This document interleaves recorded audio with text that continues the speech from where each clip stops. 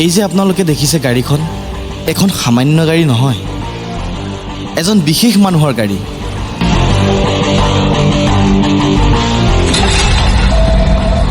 আৰু পাছফালে দৌৰি যোৱা কেইটা হৈছে অকমন্য। কিন্তু মই কিয় তেওঁলোকক অকমন্য বুলি ক'লোঁ, তাক জানিবলৈ আমি কাহিনীৰ ভিতৰত প্ৰৱেশ কৰি লওঁ নেকি?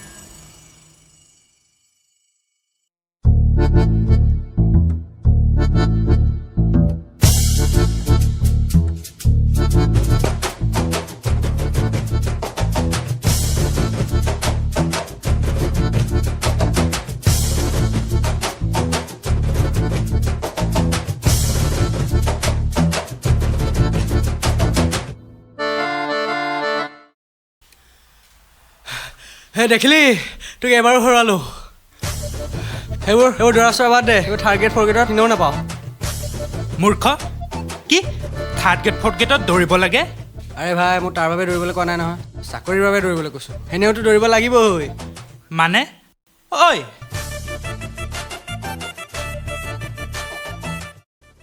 ৰ ফোন এটা আহিছে। অঁ তোৰ বাপেৰ দেখোন। মোৰ বাপে মানে তোৰ দেউতা নহয়, তোৰ এই শহুৰ বুঢ়া শতাব্দীৰ বাপেক। নাৰায়ণদা কিয় বা ফোন কৰিলে? মোৰ কথা কিবা চিন্তা কৰে? ৰ এডাল কেলৈ ফোন কৰিছে, ৰিচিভ কৰোঁ ৰ। হেল্ল' নাৰায়ণ দা, কি খবৰ, ভালনে? খবৰ মানে একদম ৰবৰ। ঐ শুনচোন, তহঁতৰ লগত মোৰ অলপ কথা আছে, কিন্তু ফোনত নহয়, মোৰ ঘৰলৈ আহ।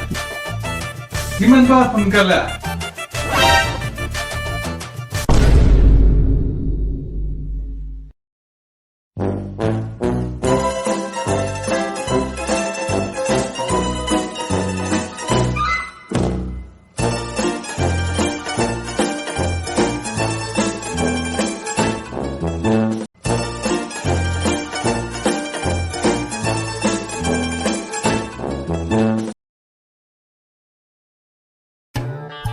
এই জয়টো মানে ইমান বেয়া টাইমত মোৰ এৰি থৈ যায় নহয়। এই ভৰিকেইটাও কঁপিব লৈছে নহয়। এই শতাব্দীজনী নহ'লে ঘৰতে আছিলেই, টেণ্ডাৰটো মাৰিবই পাৰিলোহেঁতেন পাই। টেণ্ডাৰ? কিহৰ টেণ্ডাৰৰ কথা কৈছা? কিবা ৰাস্তা চাস্তা ওলাইছে নেকি? অঁ নহয়, মানে সেই জয় দেউতাকে নতুন সেই ৰাস্তা এটা টেণ্ডাৰ পাইছে, তাকে কথাটো মানে সেই ভাবি আছিলোঁ। পিছে সেই শতাব্দী নাই নেকি? আছে আছে, এই গাটো বোলে ভাল নহয়, এই বিচনাতে বাগৰি আছে। অঁ ঠিক আছে ঠিক আছে, মই বহোংগৈ, আপুনি জয়ক পঠিয়াই দিব দেই। বাৰু তোমালোক বহা, মই চাহ একাপ বনাই আনো।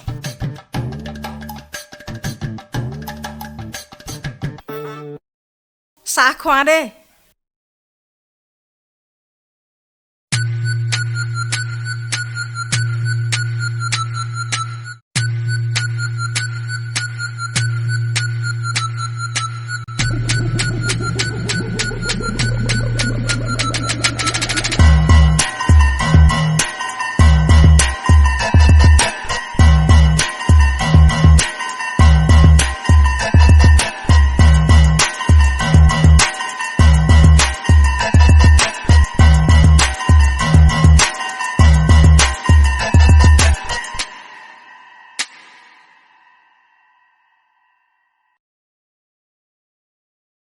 হেৰা, তেওঁলোকক চাহ দিলানে? অঁ দিলা, সুন্দৰ, অতি সুন্দৰ। মোৰো পিছে ৰিহাৰ্চেলৰ টাইম হ'লে আৰু। ৰিহাৰ্চল? কিহৰ ৰিহাৰ্চল?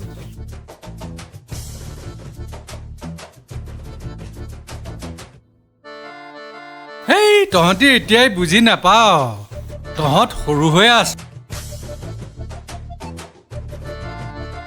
ক'তনো বুজিব, সেইখন ৰিহাৰ্চল আপুনিহে বুজি পাব। হেৰ' বোলো অলপ বেলি বহিবলৈ দিয়ক। তোমাৰ হ'ল যদি তুমি যাব পাৰা বাৰু ৰাতি লগ পাম তোমালোক বহা দেই অঁ ভাল বাৰু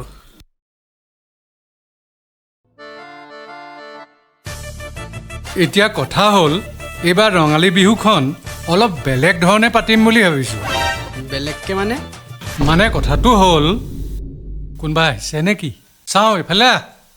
আমাৰ এই অঞ্চলত আজিলৈকে কোনোবা পপুলাৰ ছিংগাৰ আহি পাইছেনে মই জনাততো নাই তেনেকুৱা একজেক্টলি এইবাৰ জনপ্ৰিয় কণ্ঠশিল্পী সাগৰ সম্ৰাটক মাতো বুলি ভাবিছোঁ কি সাগৰ সম্ৰাট হেই নিশ্চয় আহিবি কথাটো বৰ চিক্ৰেট কথাটো কেৱল আমাৰ তিনিজনৰ মাজতহে থাকিব কমিটিৰ বাকীবোৰে গম পোৱাৰ আগতেই মই দৰদামটো কৰি আহোঁগৈ সেইবাবে এইবাৰ কালেকশ্যন ভাল হ'ব লাগিব দিনত বিহু ৰাতি ফাংচন এইবাৰ বিহু এদিনেই পাতিম আৰু এদিন পতা হ'লে ভাল আছিলে নেকি সেই মুখ্যটো দুদিন পাতিলে ডাবল খৰচ আৰু এদিন পাতিলে ডাবল প্ৰফিট অঁ বুজিলোঁ আপুনি মানে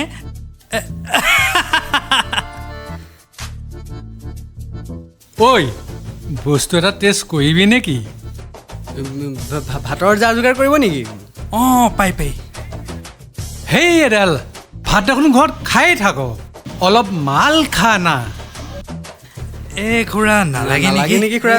নালাগে নালাগে নালাগে দিয়ক। নালাগে নেকি নালাগে নেকি নালাগে নেকি A few moments later.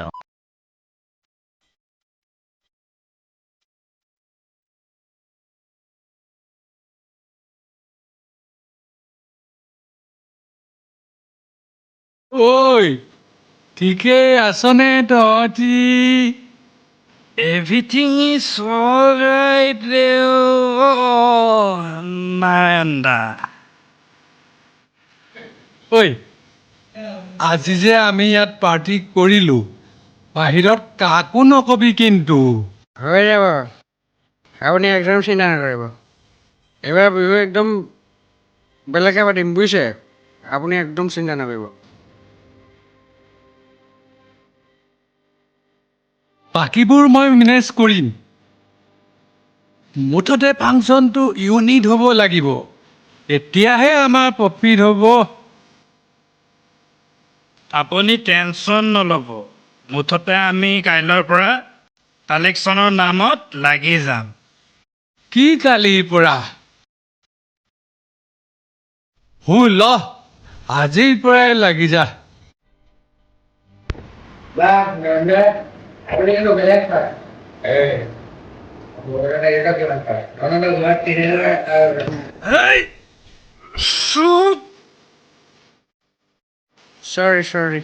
চৰি ঐ বললো নাৰায়ণ দাক ধন্যবাদ এটা দে সি আকৌ যাওঁ যাওঁ কৰি আছে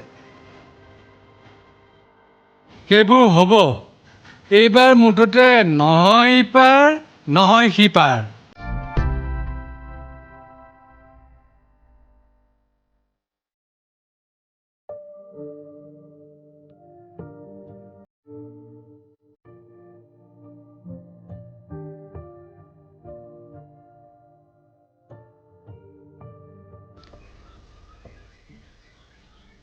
ঐ কি কৰিবি এতিয়া তাকেহে কি কৰিম একো ভাবি পোৱা নাইচোন 2 মাহমানহে আছে হাতত এতিয়া আৰু বাজেটো লাখত তাকেহে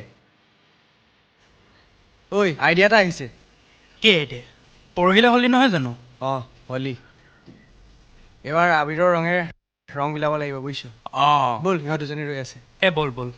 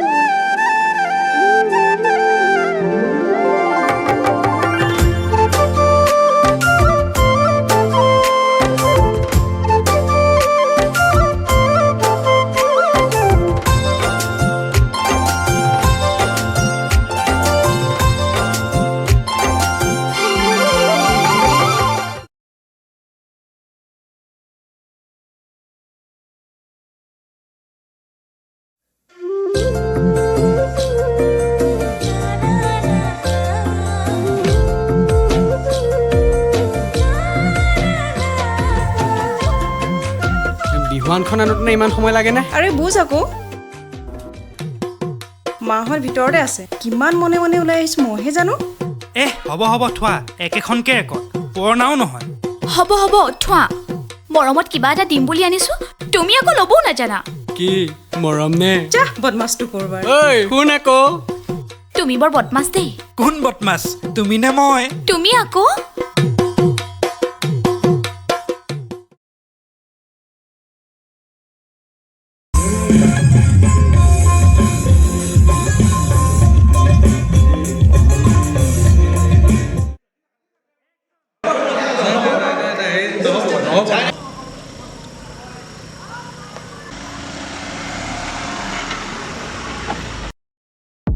অনুষ্ঠানটো ভালকৈ হৈ গ'লেই হ'ল আৰু তাকে দাদা আৰু কিমান দূৰ আছে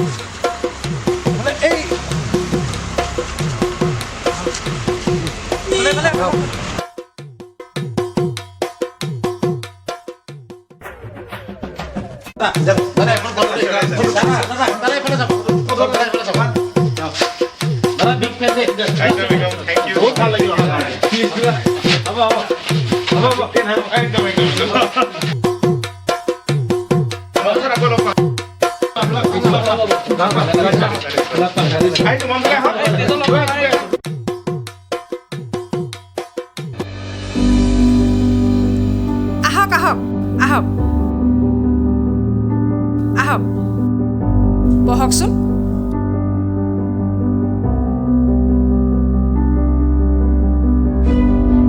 ঠিকে পালেহি আপোনালোকে পালোহি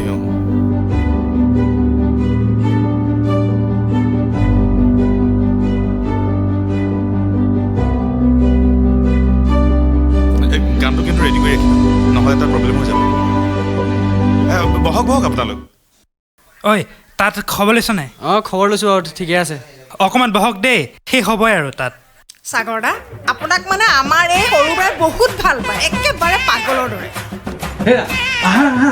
সাগৰৰ লগত ফটোটো মাৰি লওঁ আকৌ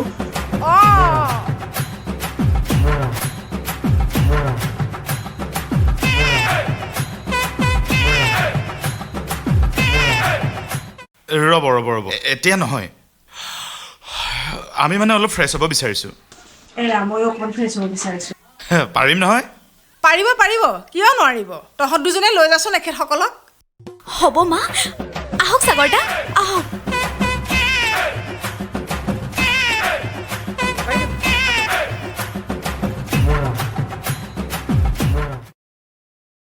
হেৰা যোৱা আকৌ চাহৰ ব্যৱস্থা কৰা অঁ ঠিক আছে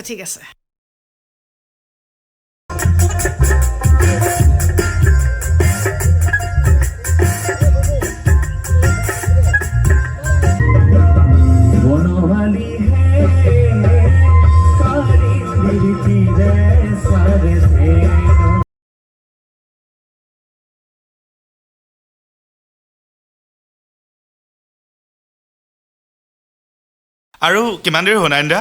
আৰু বেছি সময় নাই, দলীয় বিহুটো শেষ হ'লে আমি ষ্টাৰ্ট কৰিম। অলপ সোনকাল কৰক দাদা, 12টা দেখোন বাজিলেই। আমিও মানুহে দিয়কচোন, আমাৰো স্বাস্থ্যৰ কথা আছে। অঁ ৰ'ব ৰ'ব,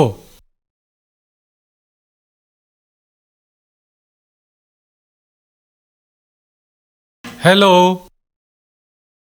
আৰু কিমান দেৰি হ'ব? এখেতসকলৰ দেৰি হৈছে নহয়। কি আৰু আধা ঘণ্টা হ'ব? ঐ সাগৰ শৰ্মা ৰেডি হৈ আছে, কি কৰ এতিয়া? কি কৰিব লাগে নালাগে তই মোক শিকাব নালাগে, যি কৰিব লাগে আমি এতিয়াই কৰিম। ব'ল এতিয়া। ঠিক আছে ব'ল।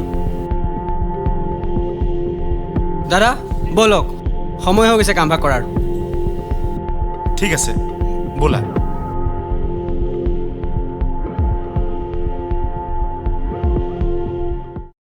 এয়া আমাৰ মঞ্চত সকলোৱে জনপ্ৰিয় কণ্ঠশিল্পী সাগৰ সম্ৰাট।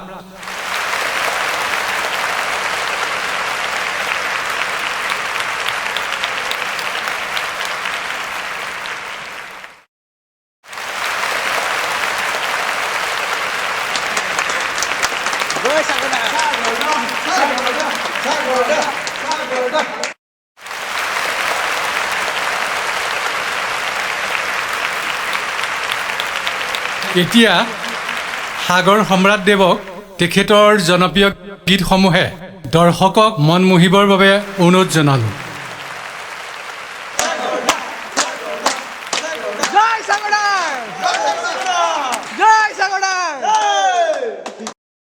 ধন্যবাদ। নমস্কাৰ আপোনালোক সকলোলৈকে মই সাগৰ সম্ৰাটে বিহুৰ শুভেচ্ছা জ্ঞাপন কৰিছোঁ। আৰু আপোনালোকৰ মৰম দেখি সঁচাকৈ অভিভূত হৈ পৰিছোঁ। আপোনালোকৰ মৰম চেনেহৰ বাবে আজি মই এই স্থান পাবলৈ সক্ষম হৈছোঁ।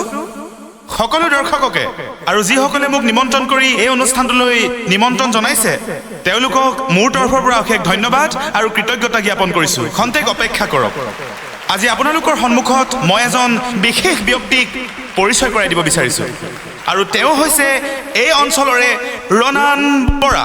আৰু আজিৰ এই অনুষ্ঠানটোত মই ইয়াত গীত গাবলৈ অহা নাই, আপোনালোকৰ সন্মুখত গীত গাব ৰণানে।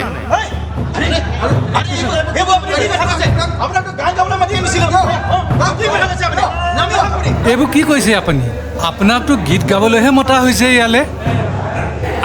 আহকচোন আহক, মই বুজাম। আৰু মই সমিতিৰ বিষয়ববীয়াসকলক ৰণানক মঞ্চলৈ আমন্ত্ৰণ কৰি আনিবৰ বাবে অনুৰোধ জনাইছোঁ।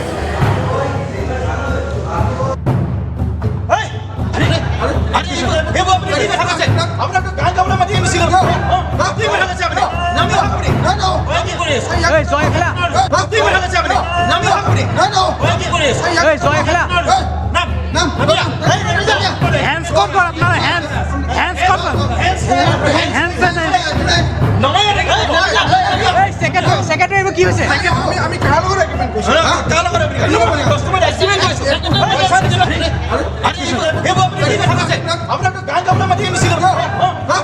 ৰণান ক'তো নাযায়।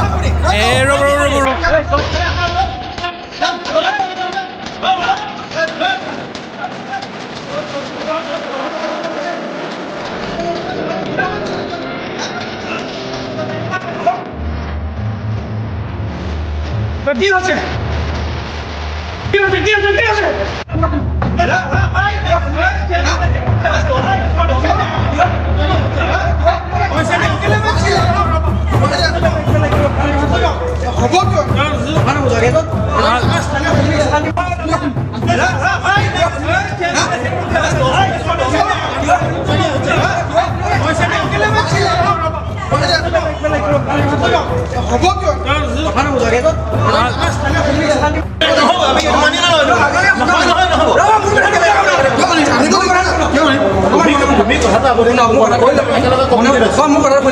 এজন স্থানীয় শিল্পী আমাৰ চান্স পাব লাগে। এখন মঞ্চত এজন ইমান অভিজ্ঞ ইমান ধুনীয়া গান গোৱা এজন শিল্পী আমাৰ লগত আছে, তেখেতৰ গান আমি শুনিব লাগে। যোৱাবাৰ আমি কি কৰিছোঁ, তেখেতক অপমান কৰিছোঁ, গতিকে বাহিৰ কৰিছোঁ। এইটো ভাল কাম কৰিছোঁ জানো?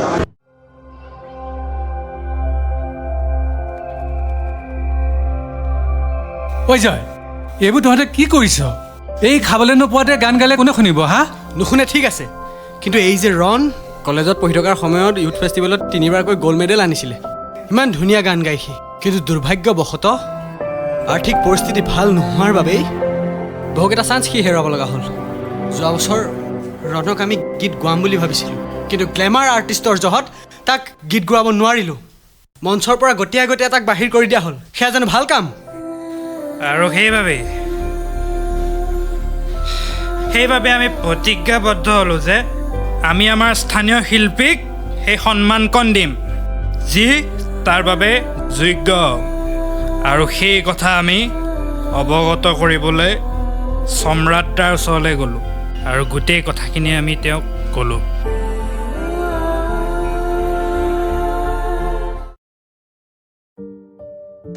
আইডিয়া এটা আহিছে। কি আইডিয়া? আমি এবাৰ সাগৰ সম্ৰাটক গান নোপাওঁ। হেই মাৰিব বিচাৰিছ নেকি তই? আৰে তই আমাৰ ৰণৰ কথাটো পাহৰি গ'লি। তাক কেনেকৈ গান গোৱাৰ পৰা বঞ্চিত কৰিছিল, হা? মঞ্চৰ পৰা গতিয়াই গতিয়াই বাহিৰ কৰি দিছিল, সেইবোৰ পাহৰি গ'লি, যাৰ বাবে তাৰ মানসিক স্থিতি কি হৈছিল তই দেখিছিলি নহয়। তেনেহ'লে কি কৰিবি এতিয়া? কৰিবলৈ কিটো আছে, মুঠতে এবাৰ চিঠিত নাম যাব সাগৰ সম্ৰাটৰ আৰু কণ্ঠ হ'ব আমাৰ ৰণৰ। হয় ইপাৰ নহয় সিপাৰ।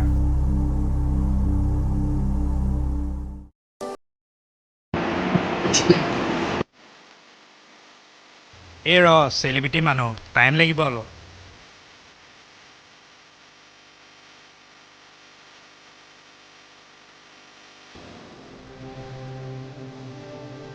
নমস্কাৰ।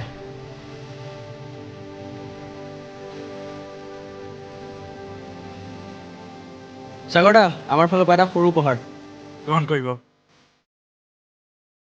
নাইচ, বৰ ধুনীয়া লাগিছে। ক'ৰ পৰা আনিলাহে? মানে দাদা, মোৰ বন্ধু বিজিত দত্তই হেতুলুকা নামৰ এটা বাঁহ বেতৰ শিল্প অনুষ্ঠান গঢ়ি উঠিছে, তাৰ পৰা এটা লৈ আহিলোঁ। বৰ ধুনীয়া লাগিছে। এইবাৰ গ'লে হেতুলুকালৈ মই নিশ্চয় যাম আৰু বিজিত দত্তক লগ কৰিম। বাৰু কোৱাচোন,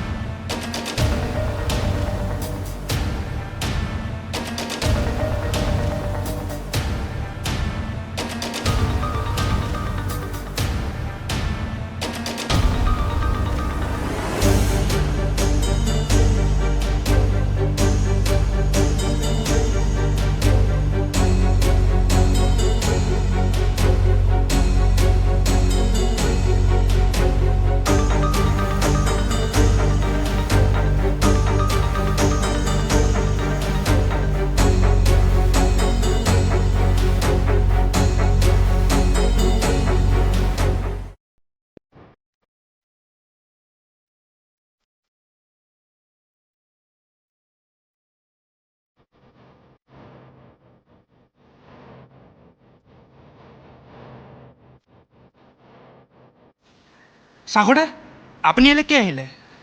তোমালোকে একো চিন্তা নকৰিবা। তোমালোকে এইটো কথা ভালদৰে জানা, ইয়াত যিমানসকল ৰাইজ গোট খাইছে সকলোৱে কিন্তু মোৰ গান শুনিবলৈ অথবা মোক চাবলৈ আহিছে। গতিকে মই গান গালেও নাগালেও তেওঁলোকে একো বেয়া নাপায়। কিন্তু তাৰ আগতে মই মোৰ এটা কাম কৰিব বিচাৰিছোঁ। চাওঁ, মাইকটো মোক দিয়া। সন্মানীয় দৰ্শকসকল, ইতিমধ্যে আপোনালোকে সকলোবোৰ কথা গম পাইছেই। আজিৰ এই অনুষ্ঠানটোত মই গীত পৰিৱেশন কৰিবলৈ অহা নাই। মই এটি মহান উদ্দেশ্য সফল ৰূপায়ণ কৰিবৰ কাৰণে আপোনালোকৰ সন্মুখত উপস্থিত হৈছোঁ।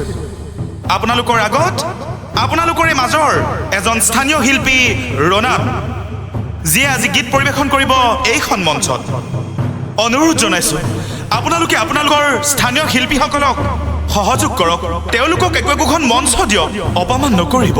শিল্পী শব্দটো সৰু, কিন্তু ইয়াৰ বিশালতা বহুত বেছি।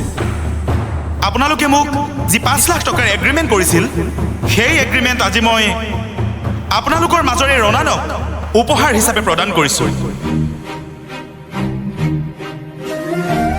আৰু এটা ভাল খবৰ আছে ৰাইজ, আপোনালোকৰ মৰমত অভিভূত হৈ আপোনালোকৰ এই মৰম আশীৰ্বাদ পাহৰিব নোৱাৰি আজি মই এইখন মঞ্চত আপোনালোকৰ সন্মুখত গীত পৰিৱেশন কৰিম।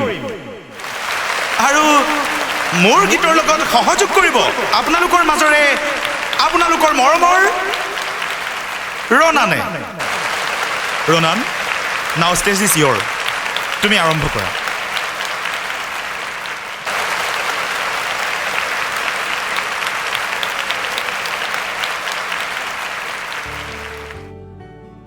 পোনপ্ৰথমে মই ধন্যবাদ জ্ঞাপন কৰিছোঁ সাগৰদাক আজি মোক সকলোৰে সন্মুখত এখনি মঞ্চ প্ৰদান কৰাৰ বাবে।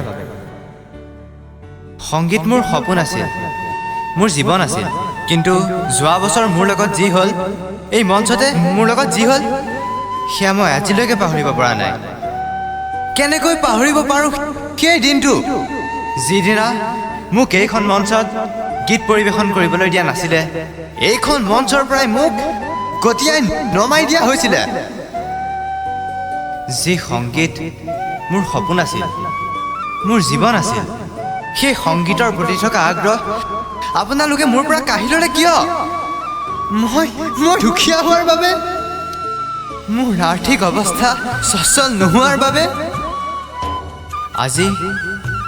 আজি সাগৰদাই মোক আজি যি সন্মান প্ৰদান কৰিছে, যি সুযোগ প্ৰদান কৰিছে, মই বৰ ভাল পাইছোঁ। কিন্তু সাগৰদাওতো এনে এক অৱস্থাৰ পৰাই আজিৰ অৱস্থা পাইছেহি, যি অৱস্থাত হয়তো আজি মই আছোঁ। যদিও সাগৰদাই আজি মোক এই মঞ্চখন প্ৰদান কৰিছে, মোক এই সুযোগটি প্ৰদান কৰিছে, তথাপিও মই জানো ইয়াৰ মাজত থকা বহুতে মই গীত পৰিৱেশন কৰাটো নিবিচাৰে, আৰু ময়ো এই স্বাৰ্থপৰ এই বিপদগামী সমাজৰ আগত মই গান গাব নোৱাৰোঁ।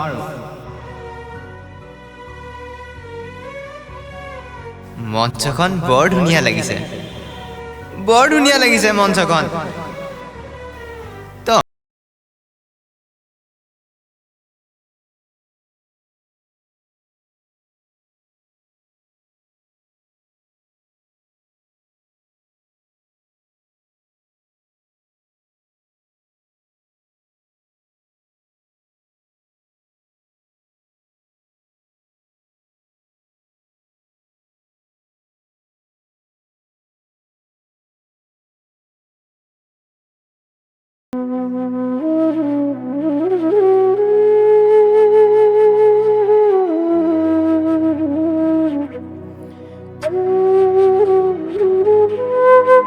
Thank you.